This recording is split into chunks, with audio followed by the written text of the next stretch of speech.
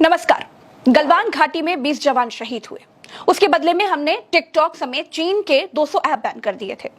पाकिस्तानी आतंकियों ने पहलगाम घूमने गए हमारे 27 भारतीय नागरिकों को मौत के घाट उतार दिया। उसके बदले में हमने पाकिस्तानी सरकारी एक्स अकाउंट इंडिया में बैन कर दिया और 16 यूट्यूब चैनल बैन कर दिए। अब लाल आंख वाले साहिब जी को अपना नाम नरेंद्र की जगह बैनेंद्र कर लेना चाहिए। दोस्तों, इनसे अच्छी तो इंदिरा गांधी थी, औरत थी, 56 इंच का सीना नहीं था, खुद को शेर चीता भालू नहीं कहलवाती थी, लेकिन पाकिस्तान से बांग्लादेश छीनकर नया देश बना दिया था। पाकिस्तानी सेना को घुटनों के बल बिठाकर सरेंडर करवाया था। पाकिस्तान का कोई नागरिक नहीं मरा, सिर्फ भारत ने यह कहा कि पाकिस्तान आतंक फैला रहा है। भारत के लोगों को पाकिस्तानी आतंकियों ने मारा। बस इतने में ही पाकिस्तान ने कहा कि हमने अपने 130 परमाणु बम नींबू मिर्च लटकाने के लिए नहीं रखे हैं, हम भारत पर परमाणु बम मार देंगे। नागरिक हमारे मरे, खून हमारे लोगों का बहा और युद्ध की धमकी भी हमें ही मिल रही है। पाकिस्तानी रेल मंत्री हनीफ अब्बासी को सुनिए, फिर आगे बात करती हूँ। उन्होंने कह दिया ना कि अगर हमारा पानी बंद करेंगे तो फिर जंग के लिए तैयार हो जाए।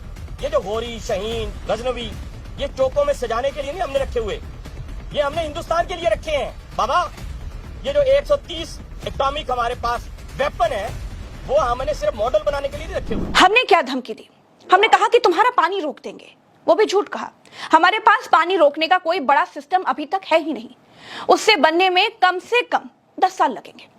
जो शाहिद अफरीदी यह कह रहा है कि भारत की सरकार ने खुद अपने ही नागरिक मार लिए और इल्जाम पाकिस्तान के ऊपर डाल दिया, उसके साथ भारत सरकार के गृह मंत्री का लड़का क्रिकेट देखता है, भारत सरकार के पूर्व सूचना प्रसारण मंत्री क्रिकेट देखते हैं और ये लोग दूसरों को देशभक्ति का सर्टिफिकेट बांटते घूम रहे हैं। मेरे ख्याल में हर चीज आप 1 घंटे तक दहशतगर्द वहां दहशतगर्दी करते रहे, ठीक है। वहां तक 8 लाख फौज में से कोई नहीं आया और जब आए तो 10 मिनट के ऊपर पाकिस्तान पे इल्जाम लगा दिया। तो खुद ही ब्लंडर्स मारते रहते हैं, खुद ही लोगों को मरवा देते हैं, फिर उनकी वीडियोस दिखाते हैं कि नहीं वो तो जिंदा है। दोस्तों, चीन ने पाकिस्तान को समर्थन दे दिया है। चीन का कहना है कि पाकिस्तान उसका सबसे अच्छा मित्र है, इसीलिए युद्ध के समय वो पाकिस्तान की रक्षा करेगा। कहने का मतलब यह है दोस्तों कि अगर भारत ने पाकिस्तान पर हमला किया तो चीन चुप नहीं बैठेगा। अब सवाल यह है कि पिछले 11 सालों में हम अपना एक भी पड़ोसी ऐसा क्यों नहीं तैयार कर पाए जो ये कहे कि पाकिस्तान पर चढ़ाई करो, हम तुम्हारे साथ हैं। दूसरा सवाल यह है दोस्तों कि हम इतने सालों में अपनी छवि दबंग वाली क्यों नहीं बना पाए। हम ऐसी छवि क्यों नहीं बना पाए कि हमारे सामने हमारे दुश्मन का साथ देने की हिम्मत कोई पड़ोसी देश सपने में भी नहीं कर पाता। दोस्तों, मोदी सरकार ने पिछले 11 सालों में ईडी, सीबीआई, इनकम टैक्स, इन सब का इस्तेमाल विपक्ष को डराने के लिए किया, विपक्ष के सामने अपना खौफ बनाया, लेकिन बतौर सरकार पड़ोसी मुल्कों में अपना खौफ पैदा करने में नाकाम रहे। और यही वजह है कि आज भारत पाकिस्तान युद्ध की स्थिति में चीन पाकिस्तान की मदद करने के लिए खुली पेशकश कर रहा है, लेकिन भारत का कोई भी मित्र देश ये नहीं कह रहा है कि पाकिस्तान पर हमला करो, हम तुम्हारे साथ हैं। भारत के मित्र देश आतंकवाद की निंदा कर रहे हैं, लेकिन आतंकवादी देश पर चढ़ाई करने के लिए अपनी तरफ से कोई समर्थन नहीं कर रहे हैं। इससे यह साबित होता है कि पाकिस्तान भले ही भूखा मर रहा हो, भले ही चीन की नजर पाकिस्तान के संसाधनों पर है, इसीलिए उसका सपोर्ट कर रहा हो, लेकिन खुलेआम भारत के खिलाफ चीन पाकिस्तान का सपोर्ट कर रहा है। चीनी विदेश मंत्री वान ने पाकिस्तान का सपोर्ट करने की बात कही है। मैं गोदी मीडिया की तरह आपको हवा में कुछ नहीं बताती दोस्तों। जैसे गोदी मीडिया ने बिना सिर पैर की बात फैलाई कि भारत ने सिंधु का पानी बंद कर दिया, अब पाकिस्तान प्यासा मर जाएगा। झूठ है ये। भारत की सरकार ने कोई पानी बंद नहीं किया है, ना ही बंद कर सकती है अगले 10-20 साल तक। मोदी ने अब तक नहीं कहा कि वो पाकिस्तान को सबक सिखाएंगे। मोदी ने यह कहा कि आतंकवादियों को वो कल्पना से भी बड़ी सजा देंगे, कल्पना से भी बड़ी सजा मिलेगी। 140 करोड़ भारतवासियों की इच्छा यही है। कहीं पाकिस्तान का नाम नहीं लिया। क्यों खुलकर पाकिस्तान से मैन टू मैन बात नहीं करते? बिरयानी खाने खुद पहुंच जाते हैं, आतंकवाद के मुद्दे पर पाकिस्तानी प्रधानमंत्री से बात नहीं कर पा रहे हैं। क्यों सीधा चैलेंज नहीं कर पा रहे हैं? अब फोन का बैलेंस खत्म हो गया है क्या? दरअसल दोस्तों, पिछले 11 सालों में बहुत सी चीजें बदली हैं। अब साहिब को पाकिस्तान पर हमला करने की अनौपचारिक इजाजत अपने उद्योगपति मित्रों से लेनी पड़ेगी। वहां पूछना पड़ेगा कि भैया, अगर आपके शेयर ना गिरे तो मैं जरा पाकिस्तान पर हमला कर लूं। अब देश की भावनाओं से ज्यादा धन्ना सेठों के धंधों को देखना पड़ेगा। इस स्थिति पर देश को पहुंचा दिया गया है। एक मूवी का सीन मैं आपको दिखा रही हूँ, उससे आप और सटीक समझ पाएंगे कि नेताओं ने कैसे कश्मीर को इस्तेमाल किया है। सर, एक बात पूछूं? पूछो सर। इतने पढ़े लिखे समझदार लोग हैं चारों तरफ, फिर ये हमेशा के लिए कश्मीर का प्रॉब्लम सॉल्व क्यों नहीं कर लेते? जब किसी प्रॉब्लम से बहुतों को फायदा हो रहा हो तो उसे सॉल्व नहीं करते, उसे बरकरार रखते हैं।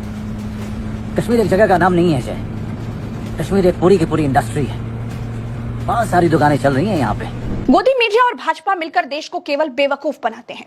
भाजपा ने पिछले 11 सालों में जो किया वो सब अपने लिए किया, अपनी पार्टी के लिए किया।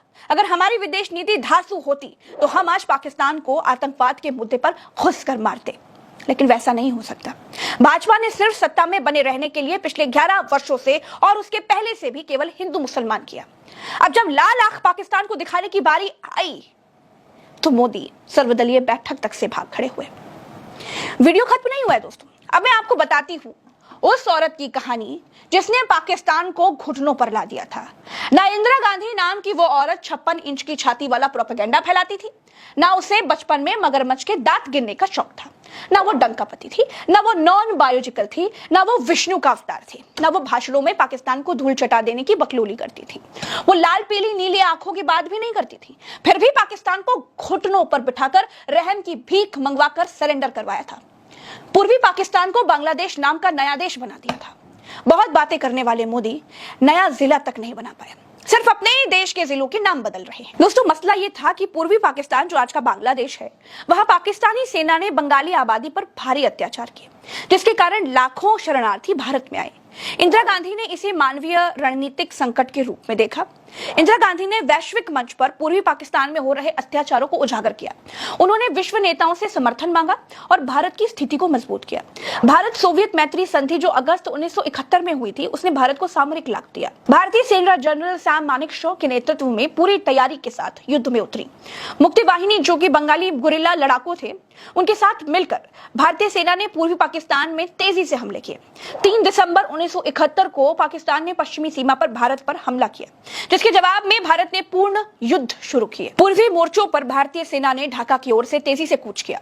16 दिसंबर 1971 को भारतीय सेना और मुक्ति वाहिनी ने ढाका पर कब्जा कर लिया।